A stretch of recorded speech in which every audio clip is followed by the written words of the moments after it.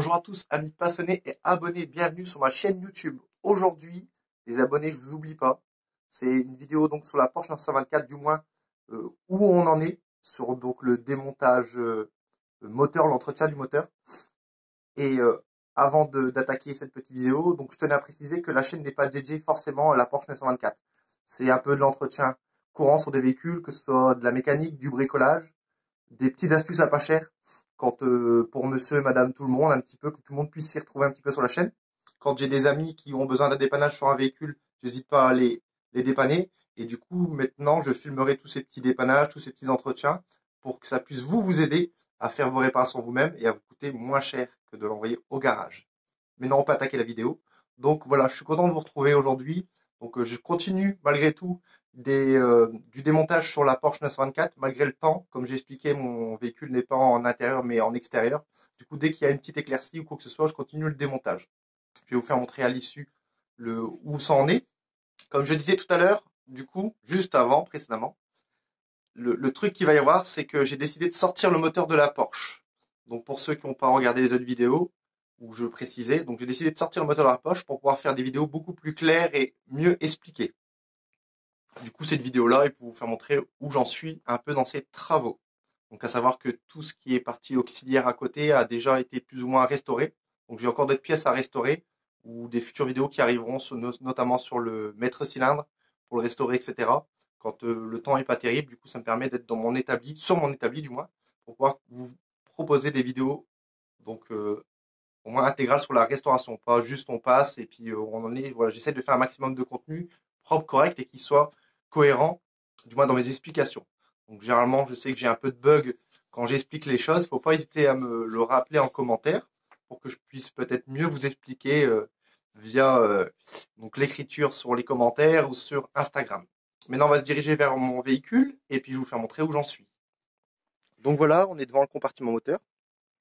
Donc comme je disais tout à l'heure, désolé, je vais encore bugger, un peu la pâteuse peut-être. J'en suis au point de... Je suis pas loin de pouvoir sortir le moteur. Alors aujourd'hui, j'ai continué un petit peu sur le démontage pour pouvoir préparer sa sortie. Donc ce que j'ai fait, c'est commencer à retirer les écrous qu'il y a sur le collecteur d'échappement.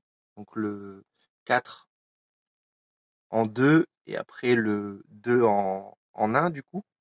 Donc si on voit ici, cette partie-ci. Donc là, il doit y avoir, je pense, il me semble, 5 écrous et une vis. Malheureusement, ma vis a cassé dedans. Après, c'est pas un problème. Quand le moteur sera sorti, je pourrais pouvoir percer ou tarauder ou trouver une solution, une queue de cochon. Donc voilà. Là, au niveau du coup, ici, donc j'ai retiré la crémaillère de direction. On va pouvoir voir la crémaillère qui se trouve là. Donc celle-ci va passer aussi être démontée intégralement. Il va y avoir une vidéo dessus aussi, comment la restaurer, l'ouverture pour regresser, etc. La barre stable, elle est ici aussi. Donc pareil, hein, tout sera démonté, nettoyé. Bon là, c'est pas bien compliqué pour la barre stable. Donc là, on va se retrouver devant ici. Donc j'ai pas réussi à retirer mes rotules, car mon extracteur de rotules, je sais pas où je l'ai mis. Donc il va falloir que j'aille en rechercher un nouveau, parce que j'ai pas moyen de mettre la main dessus. Il doit être quelque part dans tous mes outils, mais pas réussi à mettre la main dessus. Donc on va aller en acheter un nouveau, parce que j'ai essayé en frappant légèrement dessus, etc. Il vient pas. À mon avis, c'est ceux d'origine. Donc comme le véhicule a passé les 40 balais, je comprends bien qu'il soit quand même dur à sortir. Sinon, il va falloir peut-être chauffer, taper dessus, on verra bien.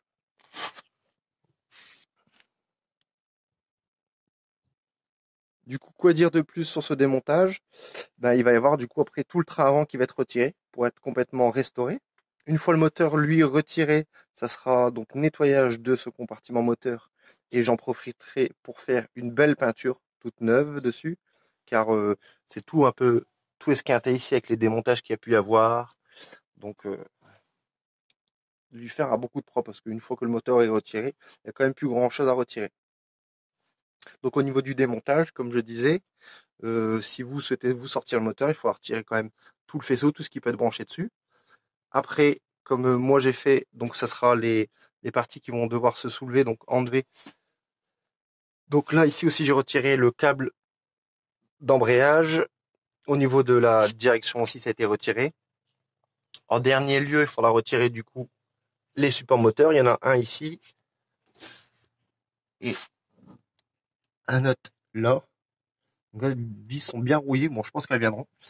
Et du coup, moi, ce que je vais faire, c'est que la cloche d'embrayage, ici, le carter d'embrayage plutôt, celui-là, je vais le laisser à poste. C'est-à-dire, je vais le laisser sur l'arbre de transmission.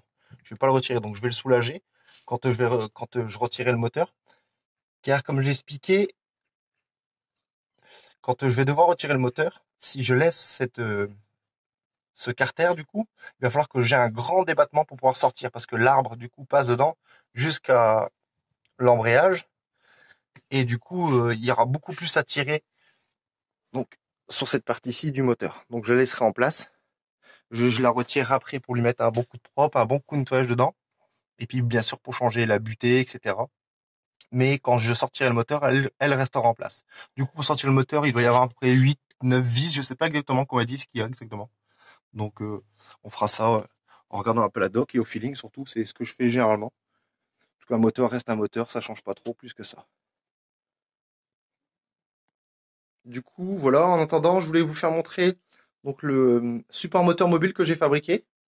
Donc, si des gens veulent des codes, des mesures pour en fabriquer un eux-mêmes, il y a possibilité que sur Instagram, je mette les codes, ce que j'ai mis. Alors, moi, j'ai mis, comparé à ce qu'on peut trouver pour ici, tout ce qui est carré, j'ai mis plus petit, du moins ici.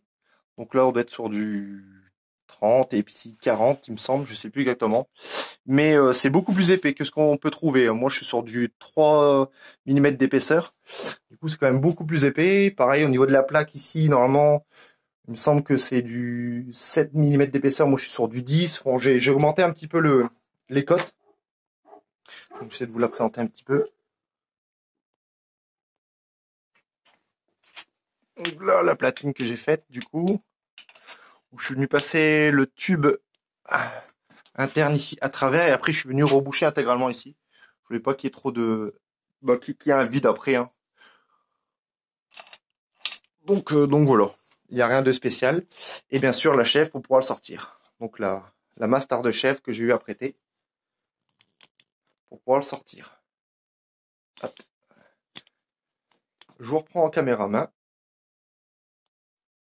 Donc voilà, comme je vous disais, du coup, c'est pas une vidéo où on peut avoir un tuto ou une aide pour le démontage, c'est pour vous faire montrer un peu l'avancée des travaux. Maintenant, concernant donc l'avancée des travaux, comme vous avez pu voir sur le moteur, la distrie, la pompe à eau, même mon arbre à cam sont déjà sortis. J'ai déjà fait des vidéos, mais la vidéo n'est pas complète. Elle est donc juste la sortie de tout ça. Pour ceux qui veulent, si vous le souhaitez, je peux déjà sortir sur YouTube ces deux vidéos. À savoir que du coup, le remontage ne sera pas tout de suite. Donc soit j'attends le remontage et faire un mix pour les deux vidéos. Donc du moins quand ça sera remonté, mixer l'ensemble et pouvoir vous proposer une vidéo du coup du démontage et du remontage dans la foulée. Soit je peux déjà sortir à ce moment-là la vidéo sur comment démonter le, la courroie de distribution avec sa pompe à eau et puis tout l'ensemble et voire même les joints SPI et comment démonter l'arbre à cam. Sinon, je sors l'ensemble, le package complet et puis ce sera beaucoup plus simple pour un démontage et un remontage dans la foulée. Parce que là, je ne peux pas vous dire quand exactement je remonterai l'ensemble, vu que comme je vous ai montré juste avant, j'ai fabriqué un support moteur. Le moteur sera dans le garage. Ce sera beaucoup plus simple pour moi pour vous montrer, pour vous expliquer et puis pour faire correctement le moteur, qui soit au plus propre et fonctionnel surtout, et de faire des vidéos de meilleure qualité. Donc voilà, j'ai pas trop d'autres explications à vous donner, ne serait-ce que si vous avez des questions, parce que vous êtes arrivé à un autre point sur un démontage du moteur ou sur d'autres parties, n'hésitez pas à venir me les poser en commentaire ou sur Instagram. C'est pareil, je change pas ma politique, ça me fera toujours un plaisir de vous répondre. Comme on peut voir sur d'autres vidéos, j'ai pas mal de commentaires et je prends mon temps à chaque fois pour répondre et donner une réponse qui est cohérente et pas un truc à tue-tête. Et quand je sais pas, si je ne sais pas, j'hésiterai pas à vous le dire et ne pas vous raconter de bêtises. Donc voilà, la vidéo se termine, c'est une toute petite vidéo, mais en attendant, que le moteur sorte. De toute façon, je filmerai la sortie du moteur. On se retrouve dans de prochaines vidéos pour de l'entretien courant. Et l'une des prochaines vidéos qui arrivera, ce sera sûrement sur le remplacement d'un roulement sur la Toyota Aygo, ou soit sur une C1 ou une 107, c'est les mêmes types. Donc voilà, je vous dis à bientôt, et puis on se retrouve pour d'autres vidéos.